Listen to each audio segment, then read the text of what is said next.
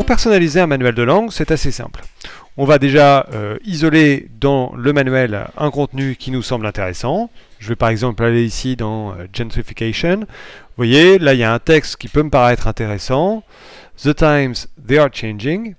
Et du coup, si j'ai envie de prendre ce petit texte issu du New York Mag, je vais pouvoir le prendre et aller le déposer dans mes collections. Et dans mes collections, je vais aller le mettre dans mon cours de langue. Une fois qu'il est dans mon cours de langue, ce contenu, je vais pouvoir le modifier pour lui donner exactement la forme que je veux qu'il ait dans mon cours à moi. Donc pour ça, je clique dessus et je vais avoir un petit bouton très utile qui est le bouton éditer. Quand je clique sur éditer, j'aurai la possibilité d'éditer le titre. Alors là, la numérotation n'a plus beaucoup de sens. Je suis maintenant dans mon propre cours, donc je peux le supprimer. Je peux garder du coup le titre comme ça, The Times They Are Changing. Et puis après, je vais avoir la possibilité d'éditer le contenu lui-même.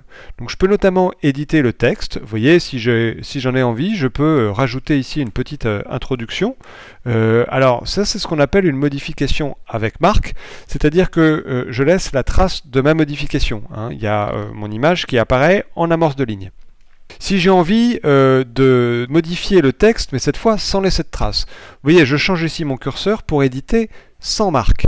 Et là, je vais avoir la possibilité, par exemple, de rajouter des questions à la suite du texte qui peuvent me sembler intéressantes pour les élèves. Vous voyez, je peux écrire tout ce que je veux à la suite du texte. Je peux aussi rajouter un point de vocabulaire. Voilà, si j'ai des traductions à faire ou des mots difficiles, je peux le faire. Je peux évidemment surligner certains passages du texte, ce qui peut être intéressant, par exemple en langue, pour mettre en avant telle ou telle partie du texte. Donc j'ai une grande capacité d'initiative sur le texte, je vais pouvoir le modifier pour qu'il corresponde parfaitement aux besoins de mon cours.